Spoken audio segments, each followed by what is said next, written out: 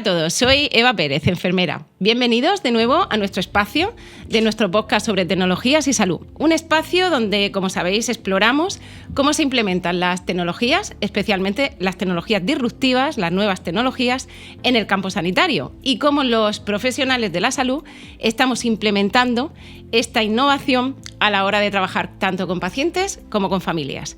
Y bueno, hoy vamos a trabajar precisamente sobre eso. Vamos a aprender sobre innovación y sobre el tema de salud.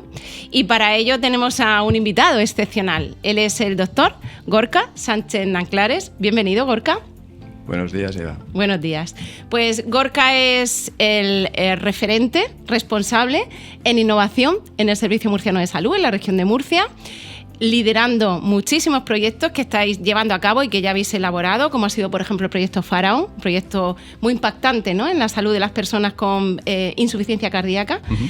Y ahora después nos contarás. Y bueno, a nivel de proyectos europeos, a nivel de innovación, a nivel de generar, ¿no?, nuevas formas de trabajar en el sistema de salud, pues estás ahí abriendo puertas, ¿no?, para que nosotros podamos emprender, ¿no?, esa labor tan importante. Así que, pues, bienvenido, Gorka. Muchísimas gracias por estar aquí. Un placer estar aquí, Eva. Genial. Bueno, pues Gorka, antes de empezar, cuéntanos un poco para que la gente te conozca, para que sepamos un poco tu trayectoria, porque tú eres médico de formación. Sí. Y has terminado trabajando en un sector que ahora mismo puede haber mucha gente que lo escuche y diga, bueno, ¿y qué hace un médico trabajando en el sector de la innovación en salud? Entonces, toda tu trayectoria profesional al final te ha llevado a ese punto. Cuéntanos un poco cómo ha sido desde que tú empezaste como médico hasta que terminas en ese puesto actual. Pues sí, ha sido un trayecto pues que un poco insospechado, ¿no? No te piensas que vas a terminar trabajando de una cosa, no sé si tan distinta, yo creo que es bastante... Muchos de los chavales de hoy en día están estudiando cosas y van a trabajar de cosas que no hay ahora mismo formación para ello. Los cambios tecnológicos han hecho que las profesiones cambien tanto que es difícil dedicarse a una sola cosa. Yo tenía claro, como mucha gente, que mi vocación era la medicina y sigue siéndolo. Y me sigue sintiendo, pues eso, un médico de familia. Yo hice medicina de familia, estuve trabajando en puerta de hospital, fui tutor de residentes, estuve trabajando también en centro de salud. Poco a poco empecé a adquirir responsabilidades de gestión en el centro de salud como coordinador, luego en las gerencias, luego en servicios centrales. Y poco a poco vas intentando hacer lo mismo, pero ayudando desde otro punto de vista. Es decir, lo que yo pensaba es que de esa manera igual no tenía a los pacientes tan cerca, pero podía llegar a muchos más ayudando también a mis compañeros. Cuando llegué a servicios centrales del Servicio Murciano de Salud, estuve como coordinador funcional de sistemas de información y ahí aprendí un montón. Ahí es cuando empecé a ser, casi a dedicar más tiempo a hacer cosas que no eran tanto de un médico. Efectivamente, mucha gente no sabía que yo era realmente médico. Aprendí muchas cosas de manejo de información, de análisis, etcétera. Y después de eso, pues pasé a hacer proyectos de innovación, fundamentalmente a través de proyectos europeos, pues intentando tener financiación, que es la clave un poco de todo esto, financiación externa para hacer aquello que, diríamos, no está en nómina todavía, y por eso tienes que buscarlo. Es una manera difícil porque es bastante competitivo y de esa manera es cuando llegué a hacer proyectos de innovación y desde 2006 soy responsable 2016, responsable de innovación del Servicio Murciano de Salud. Y esa ha sido un poquito mi trayectoria, una trayectoria que al final no se me olvida que hay que ayudar a los pacientes y a los profesionales a que hagan a que lleguen a su objetivo de la manera más eficiente y más precisa. Hoy en día hay tecnología que ha hecho variar mucho la forma de atención, sin embargo tenemos una inercia terrible y lo complicado muchas veces es poder adaptar esa tecnología al día a día y la gestión del cambio. Efectivamente, además que precisamente, bueno, los dos somos sanitarios y conocemos un poco el ámbito y el contexto que nos rodea, y es verdad que todavía hay cierta resistencia, ¿no?, a este cambio de implementar tecnología en el campo de la salud, por desconfianza, por el tema del manejo de los datos, de esa privacidad, de la sustitución de la labor que puede hacer un sanitario por una máquina. Pero bueno, todo eso yo creo que al final con formación, con proyectos como los que tú lideras, esperemos que vaya cambiando, porque ya en otros países está cambiando, con lo cual pues yo creo que vamos en el buen camino, creo. Pues perfecto, yo creo que ahora ya se nos ha quedado claro. O sea, llevas 8 años, ¿no?, desde el 2016 en este puesto. Fenomenal. Y bueno, ¿qué te ha aportado a ti este puesto? O sea, quiero decir, estar esos 8 años en ese puesto de trabajo, porque es curiosidad mía. Momentos de insomnio. mucho muchas sueño. Noches de insomnio y bueno, me ha aportado muchos retos. La verdad, he aprendido mucho. Creo que he mejorado como profesional y como persona, te lo digo a nivel personal. Sobre todo, lo más bonito es que me ha hecho conocer a gente maravillosa, porque tenemos una empresa que es la empresa que más talento tiene de la región, es muy grande, es la que más trabajadores tiene, pero además la que más tasa de doctores en lo que sea, no solo en medicina, tiene, ¿no? Y además con mucha vocación. Entonces es maravilloso abrir caminos nuevos, ¿no? Porque son aventuras. Entonces al final he conseguido dedicarme a lo que me gusta. Hay mucha gente que me dice, bueno, es que lo que tú haces es muy chulo, lo que hacéis vosotros es muy, muy bonito, pero también es duro, ¿no? Hay que venir llorado de casa porque es difícil, estás muchas veces en el terreno de la incomprensión, es difícil, incluso cuando demuestras que una innovación es buena, incorporarla luego al sistema y darte cuenta que después de haber tenido un éxito no consigue el servicio murciano adoptar este éxito y desarrollarlo, y cuando ya te pasa no una sino varias veces, pues es difícil. Entonces, ¿qué he aprendido? ¿Qué me ha aportado? Pues mucha resiliencia, ¿no? Yo creo que resiliencia es la palabra de los innovadores, ¿no? Se viene llorado de casa y vienes dispuesto a que salga mal, porque así vas a aprender. Exactamente, pues lo comparto contigo totalmente. Pues vamos a entrar ya al tema de las tecnologías en salud. A ver, Murcia ahora mismo, gracias a este campo que tú controlas y manejas, ¿no?, y coordinas, se puede decir que está a la vanguardia, ¿no?, que está empezando ahí a implementar tecnologías nuevas en atención sanitaria.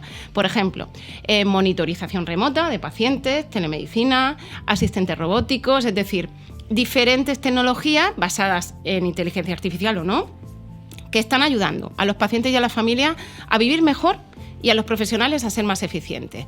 Entonces, ¿qué nos puedes contar tú desde tu campo, desde los proyectos que hayas realizado, sobre estas tecnologías? ¿Cómo se están implementando en el sistema sanitario? Es decir, ¿qué se ha hecho? Por ejemplo, el proyecto Faraón, que nos puedes hablar de él perfectamente, y cómo están respondiendo los pacientes y los profesionales a esta implementación de estas tecnologías.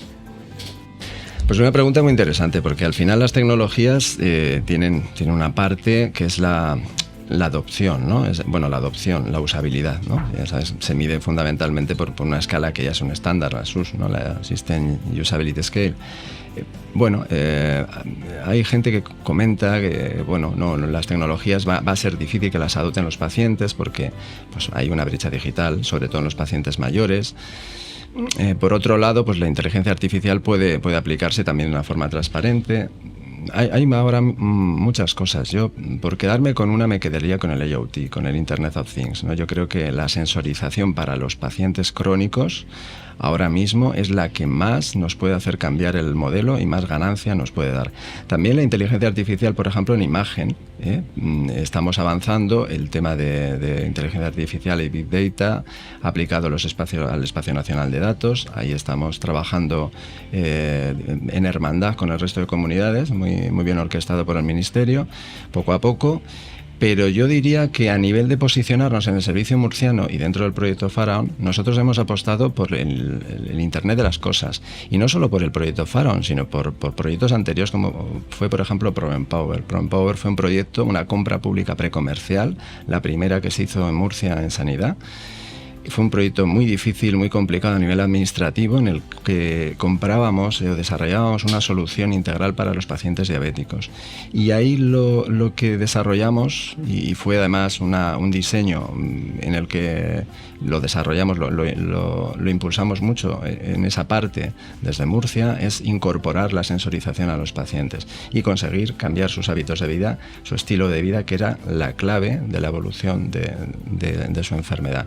Y muchos de ellos consiguieron bajar de peso, mejorar, incluso algunos se les retiró la insulina porque habían mejorado un montón, bajaron de medicación y aquello fue un éxito. Aquello nos abrió la luz a seguir abundando en ese terreno de la sensorización, del empoderamiento de los crónicos, de que los pacientes puedan gestionar y aprender más de su día a día y cambiar sus hábitos de vida a más saludables en su día a día con una aplicación que le iba integrando ciertos sensores, y nosotros nosotros pudiéramos supervisar sin necesariamente coger citas, ¿no?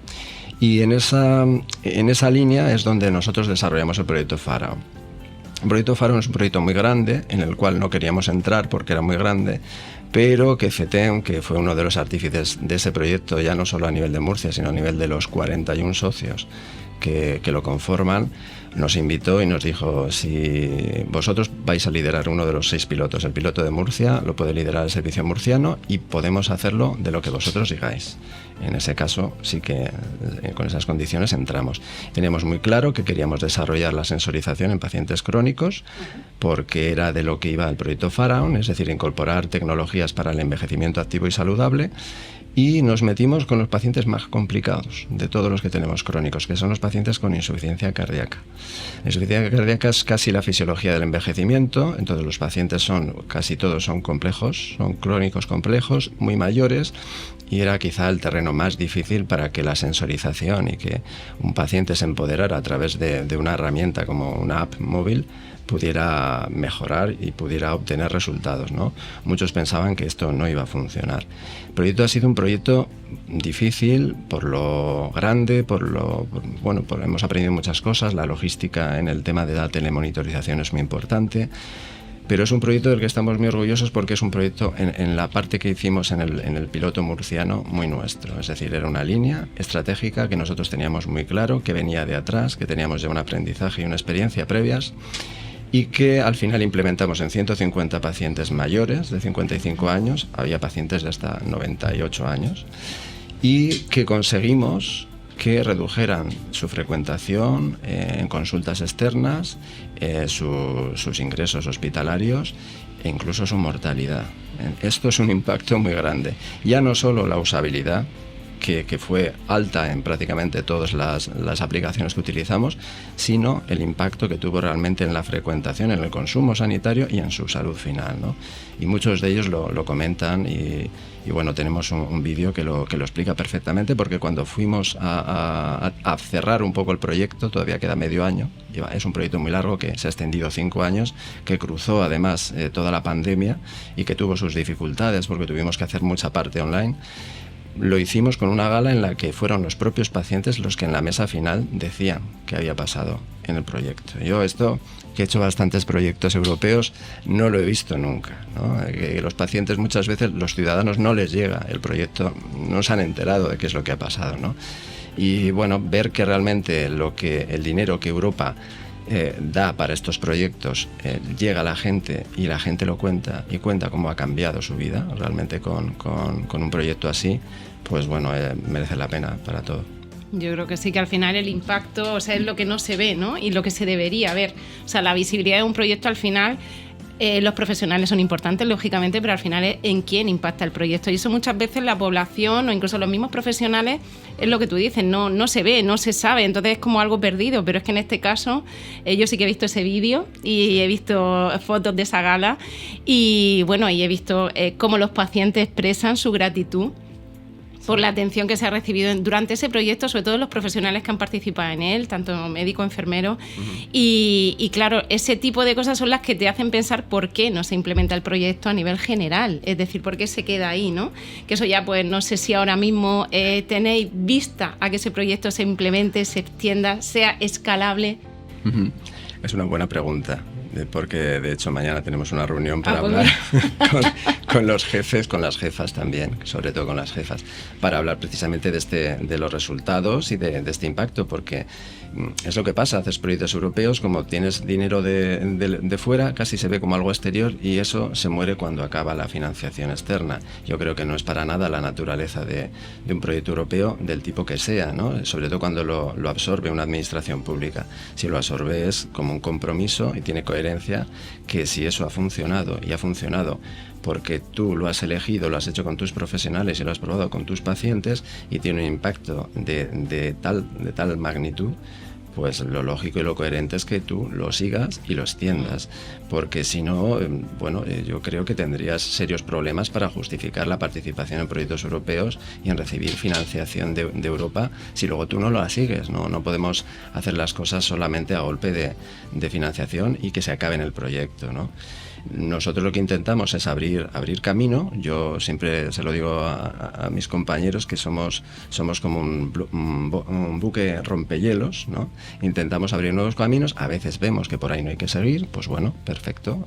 No hemos invertido un gran dinero, un gran esfuerzo, pero otras veces vemos que claramente ese camino merece la pena. En este caso, por ejemplo, en el caso de Faraón, lo que hemos hecho ha sido probar una hipótesis que es un nuevo modelo asistencial, que tiene un componente tecnológico, pero tiene otros componentes, ¿no? El modelo fundamental es el que nosotros hemos bautizado como atención líquida. Es decir, es un modelo en el que ahora mismo, por todas las tecnologías que hemos incorporado a la sanidad, no hemos hecho sino gestionar demanda pura y dura. Es decir, somos un modelo reactivo que espera que un paciente, un consultante, piense que está enfermo, coja cita, venga a vernos, o a veces se conecte online, en eso hemos mejorado un poquito, y nosotros lo atendamos. Pero claro, eso deja fuera a los pacientes que no perciben ese problema y nos deja solo en manos de la demanda. Eso tiene un nombre, que es la ley de cuidados inversos, que tú atiendes solamente a quien más se queja o a quien más acude, quien más accesibilidad tiene, que también hay un concepto diferente, no todo el mundo, hay gente que se queja pero no puede venir. Por ejemplo, las personas que están en una residencia no cogen cita con su médico de cabecera.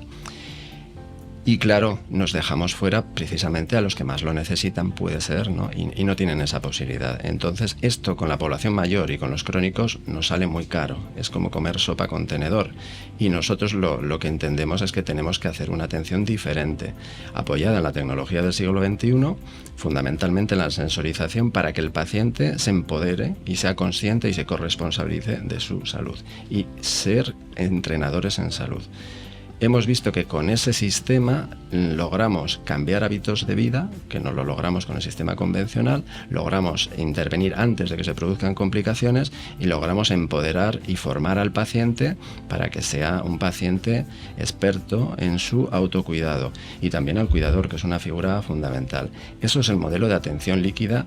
Y esa es yo creo que la salvación y prácticamente la reforma de todo el sistema sanitario, para que de cara al envejecimiento que se nos viene encima pueda hacer frente y pueda ser sostenible a todo. No podemos estar en un sistema exclusivamente de citas, por tanto basado en demanda, reactivo, siempre a la espera de que haya complicaciones. Tenemos que ser más inteligentes, tenemos que ser más precisos, tenemos que ser más hábiles y más preventivos, y dar a la población el mayor nivel de salud, que eso realmente es el artículo 43 de nuestra Constitución, y es ni más ni menos que el objetivo de nuestra empresa, de todas las empresas de sanidad pública. Exactamente, pues yo creo que ya a nuestros oyentes le ha quedado claro ahora mismo el objetivo principal que tenía esa telemedicina, monitorización de pacientes y, como tú dices, el Internet of Things, sensorización, sobre todo por lo que comentan, ¿no? Porque a nivel de gestión, al final, en esto es donde tiene que caer el sistema, es decir, vamos a nuestro futuro va directo a un envejecimiento del envejecimiento, es decir, la población, la pirámide, pues como todos sabemos, está invirtiendo.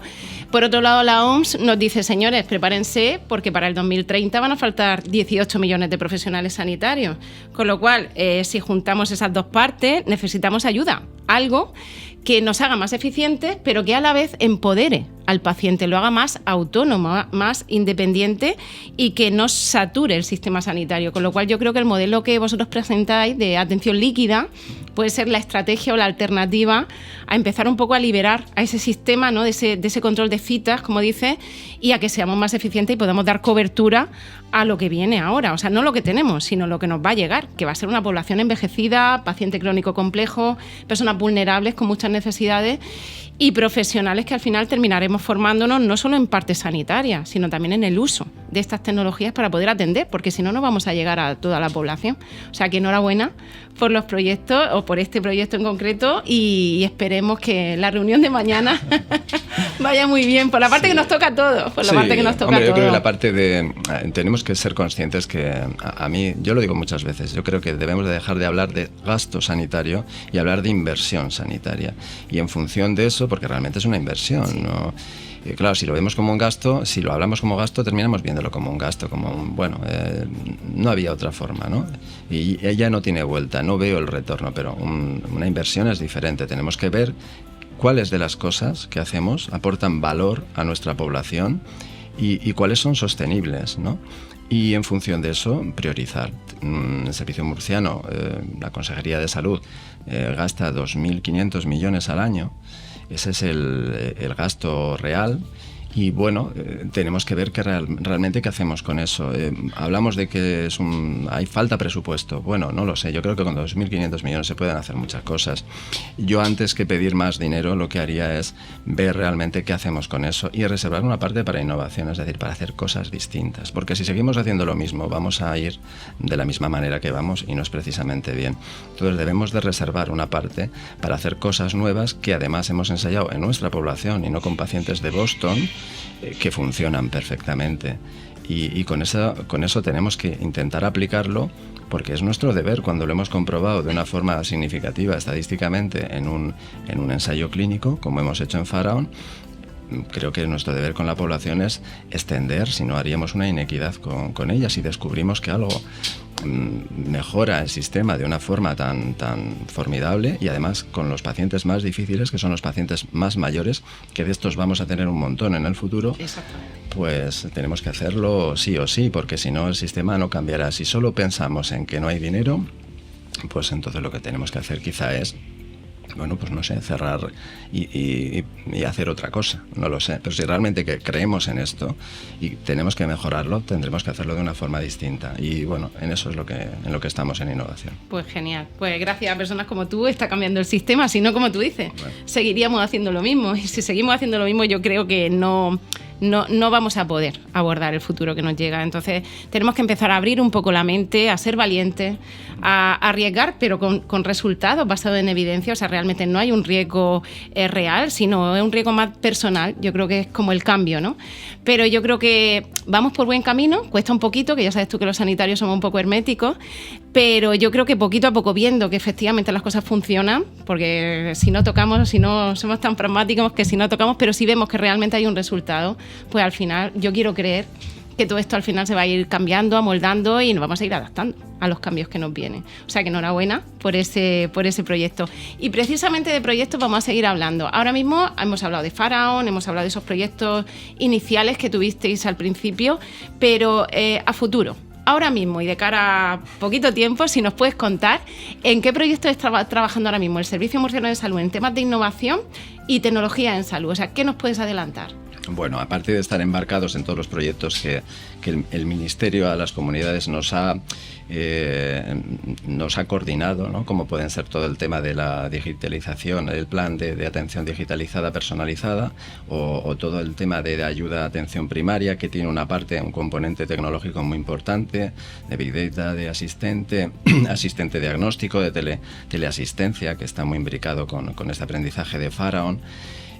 Aparte de eso, proyectos, diríamos, propios como tales, pues nosotros, por ejemplo, estamos dentro de la línea de hacer las cosas de una forma diferente. Por ejemplo, hay otro proyecto europeo que se llama HealthChain. HealthChain es un proyecto que viene a ser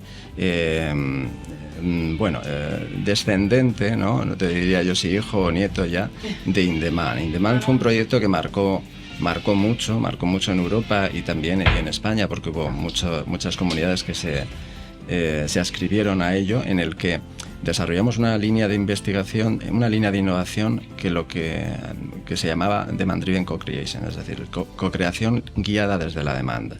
Partíamos de las necesidades y en función de los problemas priorizábamos qué problemas teníamos y buscábamos luego la tecnología, la co-creábamos con la empresa que fuera y la validábamos y ya sabías si eso funcionaba o no funcionaba. Tú medías antes y después el problema y hacías esa intervención e incluso lo podías comparar si el diseño lo permitía con un grupo, con una cohorte control.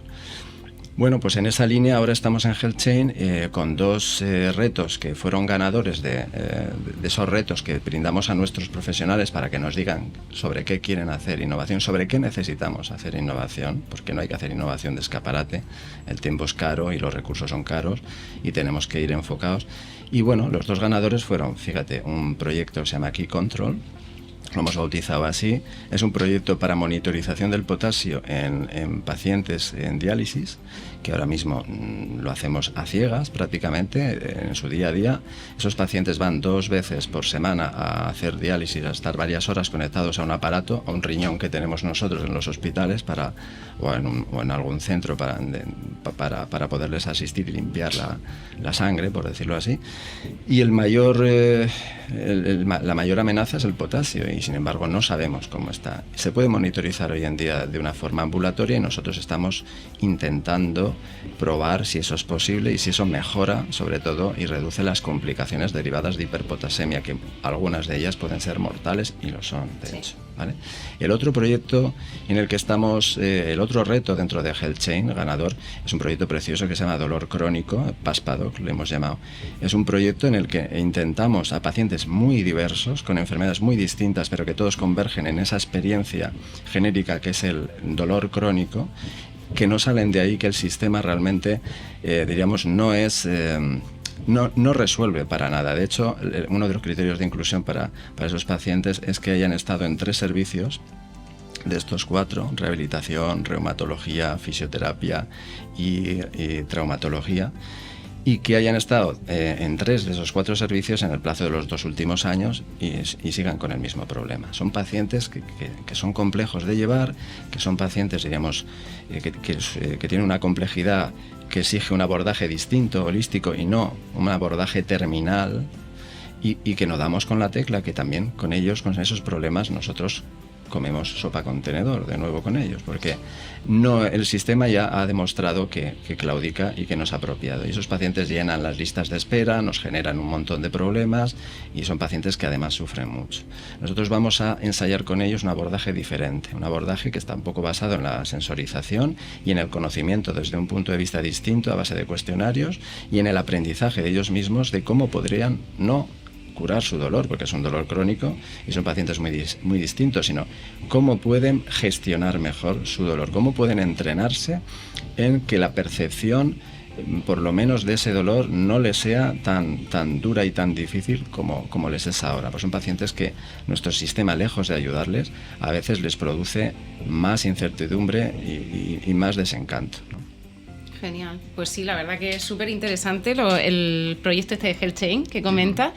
Y bueno, ¿ahora mismo está ya en proceso ese proyecto o va a empezar? Sí, de hecho, estamos hablando con las áreas con las que lo vamos a probar. Vamos a lanzar todo esto a los pacientes a final de año, y estará diseñado y empezaremos a probarlo con pacientes a partir de enero del año que viene. O sea que a partir de enero de 2025 podemos decir que este proyecto en principio... Es una aventura, es un proyecto muy valiente, porque no sabemos qué nos vamos a encontrar, y es posible que nos encontremos que todo lo que se nos ha ocurrido de caracterizar a los pacientes y darle determinados recursos a pacientes tan diversos no funciona, no lo sabemos. Esa es la aventura, es innovación. Si en innovación todo te sale bien, estás haciendo trampa, no es innovación. Entonces, la innovación es para los valientes, y nosotros lo queremos, y ese es el planteamiento para reclutar a los pacientes, que sean pacientes valientes, y decirles claramente en una reunión que queremos tener con ellos, con los candidatos, que el que se apunte a esto sepa que no vamos a acertar a la primera, y que lo que vamos a hacer es fundamentalmente explorar. Sí, pero bueno, al final se le explica todos los riesgos que tiene, las posibilidades que hay. Si el paciente acepta, pues estupendo, porque es que es la única forma de avanzar. Ensayo-error, si no, no avanzamos. Sí. Genial, Gorka, pues muchas gracias por la información. Y ahora, hemos estado hablando de los beneficios de las tecnologías, que son muchos. Pero como siempre tenemos en cuenta, es una herramienta, con lo cual, pues dependiendo de cómo se utilice y quién la utilice, pues al final sostiene un beneficio o un daño, porque también puede pasar. Entonces eso al final nos genera, como tú bien has dicho, hay mucha incertidumbre en los profesionales sanitarios, hay resistencia también. Venimos muy cansados de una pandemia que también emocionalmente nos ha agotado. Sabemos que hay un porcentaje elevado, un 30% de profesionales sanitarios que han abandonado la profesión, o sea, no han aguantado, ¿no?, esa carga emocional y psicológica que nos ha provocado, ¿no?, esa horrible pandemia. Y por otro lado, es verdad que también hay profesionales sanitarios que están probando esa aventura en otros países, con lo cual Ahora mismo, pues entre una cosa y otra nos quedamos con profesionales que pueden tener cierta resistencia a esta implementación. Pero claro, como tú dices, para saber si algo funciona hay que probarlo. Si no lo probamos, siempre habiendo hecho lógicamente un estudio previo, pues se va implementando e innovando, ¿no? Entonces, sobre proyectos ya nos has comentado y sobre beneficios también, pero todo esto al final puede generar también desafíos y retos, como podemos llamarlo, como algo a lo que a lo mejor todo el mundo no quiere enfrentarse, ¿no? Entonces, de cara a los profesionales sanitarios, si ahora mismo alguien te preguntara qué desafíos o retos y qué oportunidades me va a dar a mí implementar esas tecnologías en mi trabajo diario, ¿tú qué le dirías? Yo creo que más que decirle, hay que demostrárselo. Yo he visto, al final depende de si les haces partícipes, las mejores soluciones son las que parten y cuentan desde el principio con el usuario, porque son las que aseguran, es decir, tú estás apostando por la diana, no por el tirador. Y por eso el sistema de co-creación guiado en la demanda se basa en eso, es decir, incluye desde el primer minuto en el diseño al propio usuario. Si el usuario es un paciente y si un paciente mayor, pues un usuario, paciente mayor, es el que va a diseñar y va a decir si esto vale o no vale.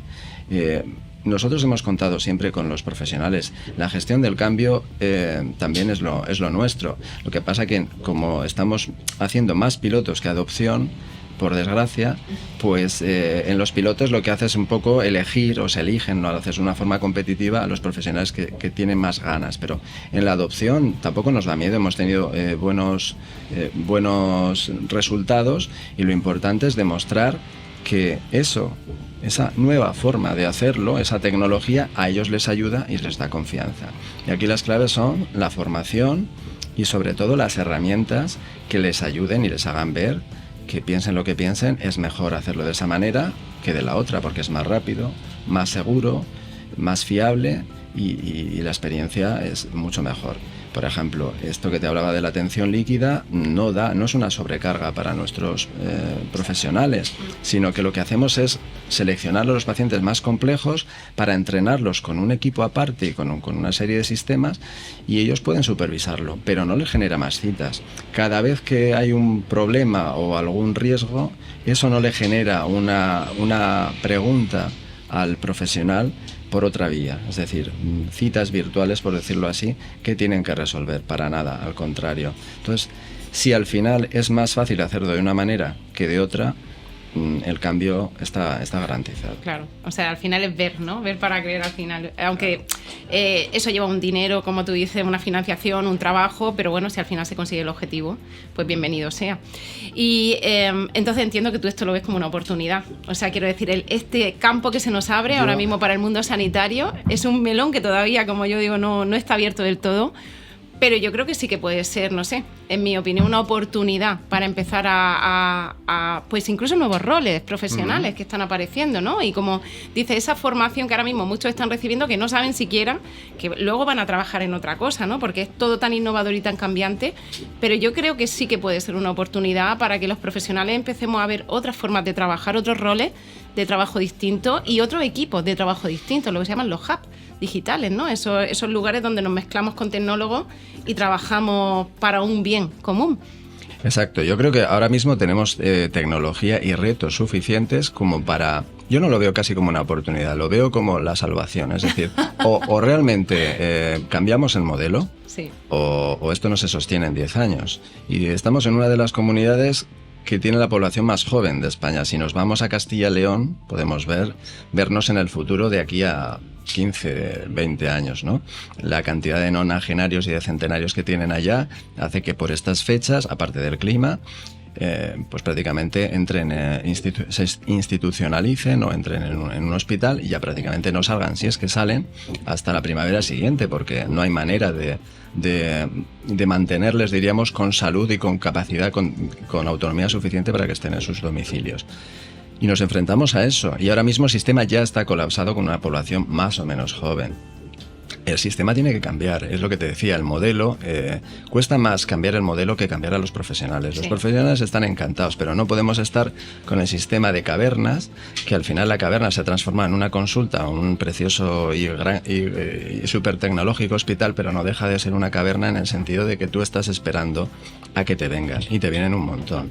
Eso no es lo que tenemos que hacer, lo único que tenemos que hacer con nuestra población.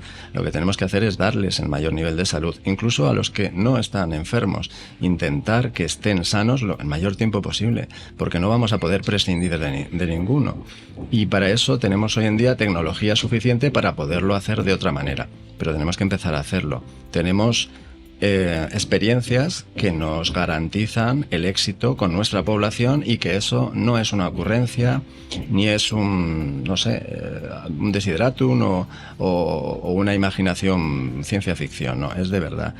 Hay que aplicarlo. Entonces, yo más que una oportunidad lo veo como la única oportunidad. Como sí, es algo que además lo debemos hacer. Sí. Lo debemos hacer porque no es justo ni para nuestros profesionales. El sistema, por ejemplo, si hubiéramos tenido un sistema de atención líquida con nuevos equipos, con equipos que dan esa atención virtual, no basada en como tenemos en el call center, por ejemplo, no basada en equipos, en simplemente coger cita presencial, pues si hubiéramos tenido ese músculo antes de tener la pandemia o ese equipo, pues habríamos reaccionado de una forma mucho mejor. Nuestros pacientes y nuestros profesionales yo creo que están maltratados por el sistema. Y el sistema debe de cambiar porque, tú lo has dicho, se están yendo a otros sitios, los pacientes también se están yendo a aseguramientos privados y eso lo tenemos que tener en cuenta. Claro, si nos quedamos sentados pensando en que, bueno, somos un monopolio, tenemos los clientes asegurados y si se van pues no pasa nada porque vamos a cobrar igual. A ver, yo creo que no somos sanitarios para eso, ¿no? Yo creo que ninguno de mis compañeros estaría dispuesto a aceptar un pensamiento así. Bueno, Gorka, pues continuamos. Vamos a tocar otro tema también muy importante y que también genera esa resistencia, ¿no?, que hemos comentado tanto en pacientes como en profesionales a la hora de implementar tecnología, que es el tema de la privacidad de los datos. En salud, el término que utilizamos normalmente es lo que se llaman datos sensibles, es decir, datos que por la fragilidad del dato, porque hablan de la vulnerabilidad de la persona, de su confidencialidad, de los derechos fundamentales de las personas, pues tienen que estar como muy blindados, ¿no?, muy protegidos, que no haya o no quepa duda de que ese dato no va a ser visto por quien no tiene que verlo. Entonces, eso y la automatización de tareas también, por ejemplo, máquinas que en un momento dado pues, pueden dar soporte, porque están correctamente entrenadas con sistemas de inteligencia artificial, para dar apoyo y ayuda. Por ejemplo, vamos a poner el caso de radiólogo. Un radiólogo que ve una radiografía que primero ha sido vista por una solución de inteligencia artificial y que con un 97% de probabilidad esa radiografía de esa persona puede ser que presente un tumor.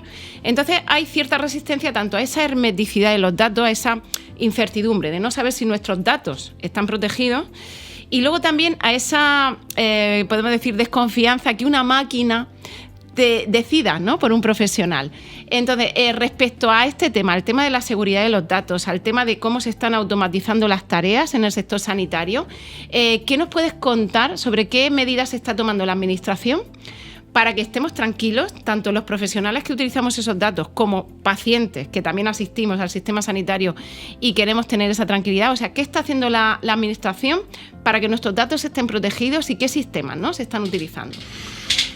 Muy bien, pues es una pregunta muy importante. La Administración, lo primero que está haciendo, fundamentalmente hay legislación. En Europa la legislación es más proteccionista, pero ha ido cambiando en los últimos años a una legislación más abierta. Es decir, la legislación al comienzo era más bien centrada en la protección de los datos y ahora ya se centra en la compartición. Claro, en la compartición, es decir, fomenta la compartición, pero lógicamente con unas... porque realmente estamos en un mundo compartido y ya es muy difícil evitarlo, ¿no? Pero lo que intenta es que por lo menos se haga de una forma ordenada. Y en ese sentido se han creado los espacios europeos de datos, uno de ellos, el más importante, es el de salud. En función de esas premisas se han creado los espacios internacionales de datos, en el que estamos colaborando en España, todas las comunidades, y lo más importante de todo esto a nivel de las herramientas es precisamente que esa legislación se plasme en ciertas herramientas que eviten que se pueda hacer de una forma distinta. Es decir, por ejemplo, los datos se pueden utilizar para un uso primario, pero para uso secundario se pueden utilizar de una forma pseudonimizada. Si pseudonimizamos y preparamos los datos para ese uso compartido, pues no va a haber el problema, por lo menos, de identificación. Puede haber un riesgo de reidentificación en algunos, pero eso también se está teniendo en cuenta. Es decir, se están preparando los datos para poder ser compartidos con confianza, ¿vale? Y para que se sepa con quién se comparten y para qué, que es lo más importante. Y en ese sentido, por ejemplo, se ha desarrollado el modelo de gobernanza de datos para el Espacio Nacional de Salud. Aquí tengo que decir que nosotros en el Servicio Murciano de Salud ya propusimos una comisión del buen gobierno de datos con la delegada de protección de datos del Servicio Murciano de Salud hace 4 años y bueno, por fin se ha puesto en marcha hace unos meses. Entonces, fuimos innovadores, podíamos haber sido un poquito más, haberlo aprovechado un poquito antes, pero bueno, esto nos ha llegado al final, digamos, aprovechando la ola del Espacio Nacional de Datos. Y de esa manera al final vamos a poder tener organizado tanto el acceso, los permisos a las aplicaciones como la reutilización de los datos para investigación, que es un campo fundamental y muy importante y es una cosa que tenemos que hacer desde hace ya mucho tiempo, ¿no? Hemos dedicado demasiado tiempo a proteger nuestros datos y no a transformarlos en información y en conocimiento y finalmente en salud para nuestros pacientes. O sea que podemos decir que nuestros datos en nuestro sistema sanitario, por lo menos aquí en la región de Murcia, están protegidos. O sea, vale, pues me transmiten mucha tranquilidad y yo creo que también a nuestros oyentes, porque entiendo que este sistema es extrapolable al resto de comunidades autónomas, se está compartiendo, como tú dices, el Data Lake sanitario a nivel nacional y si todas las comunidades vamos en la misma línea, pues podemos decir que estemos tranquilos, ¿no?, con el manejo de nuestros datos. Sí, la idea es que podamos no ser unos indocumentados a la vuelta de la esquina, es decir, cuando voy a otra comunidad o voy a otro país, pueda dar acceso de una forma prediseñada, prefijada y con garantía al profesional que, por ejemplo, me asiste. O que si investigan sobre la enfermedad que yo tengo, yo que sé, en Holanda o en Alemania, lo pueden hacer de una forma que yo me pueda beneficiar como paciente, pero sin necesidad de que conozcan cuál es mi nombre o dónde vivo, ¿no? Exactamente, perfecto. Pues yo creo que ha quedado muy claro. Y bueno, te quería preguntar, y vamos ya terminando, es una pregunta, o sea, es sencilla, pero a la vez tiene una complejidad que muchas veces la respuesta exacta entiendo que no la puedas tener, pero de aquí a un futuro, ¿vale? Vamos a poner un plazo corto porque antes cuando hablábamos de futuro eran muchos más años, pero ahora no voy a excederme de 5 años. Año 2030, que ya se dice que va a haber ahí un cambio importante. De aquí a 5 años, Gorka, ¿cómo ves tú el futuro de las tecnologías en el ámbito sanitario? O sea, ¿cómo nos ves, tanto a nosotros como a la población? ¿Crees que vamos a ir a la par, en evolución, en paralelo? ¿Que va a ser un cambio que no lo vamos a notar? ¿Que por otro lado va a ser un cambio muy drástico? ¿Qué crees que puede pasar en este futuro?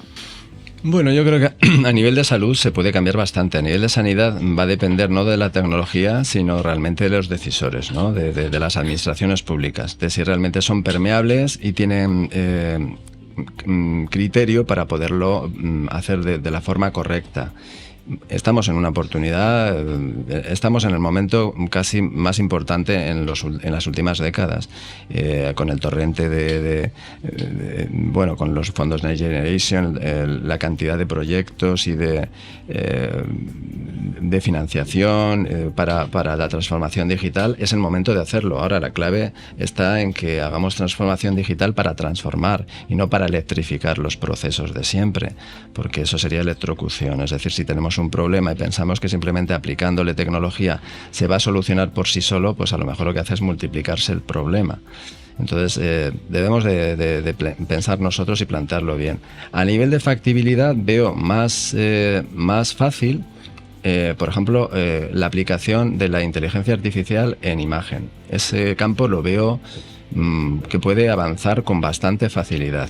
y que además va a brindar mucho, porque si está preparado es muy posible que ya no nos confundamos y que podamos hacer cribado en una radiología y que cosas que se nos hayan pasado con garantía, digamos, podamos hacer una lectura automática de ciertas pruebas de imagen, ¿no? Eso por un lado. Luego, por otro lado, veo una parte muy importante, el procesamiento del lenguaje natural.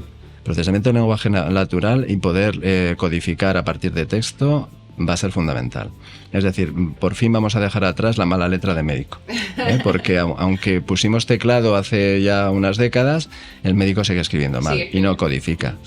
Algunos codifican y no saben que lo hacen, que eso es, por ejemplo, en primaria, al final codifica el propio médico de familia y no se le explica realmente lo que implica eso por detrás. Y faltan ayudas para eso, pero poderlo hacer desde texto libre va a dar un salto si realmente luego podemos implicar que haya ciertos asistentes diagnósticos o terapéuticos, es decir, te vaya ayudando a saber qué es lo que tiene el paciente y qué es lo que le puedes ofrecer, ¿no? Y tercero, yo pondría la interfaz por voz. El interfaz por voz me parece fundamental para los pacientes, pero sobre todo para los profesionales. Es decir, que tú puedas, precisamente aplicando esta codificación por detrás, el procesamiento del lenguaje natural, puedas hacer consulta con tus pacientes, y esto es fundamental en la atención primaria, donde el propio médico de familia está solo, no tiene un asistente al lado, como se tiene a veces en otras consultas de hospital, y tiene que hacerlo todo, ¿no? Yo, cuando era médico de familia, estaba como SIVA, tenía 4 manos, una en la impresora, otra en el talonario de las recetas de a mano, etcétera, etcétera, y en la de los partes de baja. Entonces, poder hacer esa relación con el paciente como un diálogo, y que la inteligencia artificial, que eso ya lo hemos visto y ya es posible y existe, te haga el informe y tú simplemente lo valides o corrijas alguna cosa, como si tuvieras no un secretario al lado, sino un residente listo, por decirlo así, que va tomando las notas y saca las conclusiones de todo lo que le has visto, y además te puede sugerir cierto medicamento o cierto error que tú has tenido. Eso me parece fantástico y además muy fácil de aplicar, y está muy cercano. Ojalá lo veamos, y lo veamos pronto aquí en Murcia, porque en Murcia tenemos un talento muy grande entre las empresas precisamente en procesamiento de lenguaje natural. Sí, señor. Además me recuerda ahora mismo la de Inbox Medical, una empresa que sabemos que es referente en ese tema, tanto a nivel regional como nacional, y de hecho ya están implementando sistemas como por ejemplo en el Hospital Reina Sofía para los anatomopatólogos, es decir, van dictando el informe que antes tenían que estar mirando y escribiendo, y ahora lo van dictando, y con el reconocimiento de voz y el procesamiento del lenguaje natural va estupendo. Sí, hay empresas como Vocally, y hemos colaborado también con ellos, y bueno, y tenemos un camino, yo creo que muy cercano al éxito. Genial, pues fenomenal. Y bueno, ya para terminar, Gorka, vamos a conocer un poco cómo trabajas tú con las tecnologías. ¿Nos podrías contar una herramienta que tú normalmente uses, no sé si a diario, puntualmente, que te ayude para que tu trabajo sea más eficiente, tanto a nivel personal como profesional? O sea, ¿qué tipo de herramientas de inteligencia artificial utilizas? Sí, a ver, yo creo que todos utilizamos herramientas de inteligencia artificial sin darnos cuenta, ¿no? Desde que nos metemos en el coche, porque ya los coches han dejado de ser lo que eran, ¿no? Son una fuente de datos, y de hecho, por ejemplo, hay modelos de coches como Tesla que realmente ya no son un coche, es un modelo de servicios basado en datos, ¿vale? Entonces, desde esa parte, pues esa sería una de las primeras cosas. Por ejemplo, pues para mí el Internet de las cosas, la verdad es que a mí me ha cambiado la vida. Yo desde que empezamos el proyecto de ProvenPower que te comenté, y nosotros desde Murcia en ese consorcio impulsamos que esa solución integral para el paciente, para las personas con diabetes tipo 2, no estuviera basada en una especie de consulta con el médico, sino que estuviera basada en sensorización, en tener un smartwatch que te dijera cómo duermes, si te mueves mucho durante el día o poco, si vas bajando o subiendo de peso, etcétera, etcétera. Pues lógicamente ahí me compré mi primer smartwatch y he aprendido a vivir de una manera mucho más saludable. Bajé peso desde entonces y me siento mucho más joven, y de ese proyecto ya han pasado varios años, y yo te diría que ahora casi tengo 10 años menos que tenía antes. O sea que al final la tecnología, como dicen, adelgaza y rejuvenece. Yo creo que tenemos ahora algoritmos que nos ayudan a saber cómo estamos durmiendo, cómo estamos viviendo, y el estilo de vida en ese sentido, así como la tecnología a veces impacta de forma negativa en el estilo de vida, muchas veces es el caso de los adolescentes, pues también tenemos casos de lo contrario, ¿no? Y creo que es un campo en el que nosotros hemos trabajado y hemos obtenido buenos... La tecnología no es mala per se, es como en su día cuando se hicieron los libros, o por lo menos cuando con el Renacimiento y la imprenta los libros fueron ya, salieron, diríamos, de los monasterios, pues habría gente que quemaba libros porque decían que eran malos. Los libros no son ni malos ni buenos. Hay libros malos, libros buenos, pero siempre es mejor tenerlos, ¿no? Entonces la tecnología, lo importante es utilizarla a tu favor y a favor de tu salud y de tu trabajo. Y yo te diría que para mí los algoritmos que tienen los smartwatch a nivel de salud es una de las cosas que destacaría.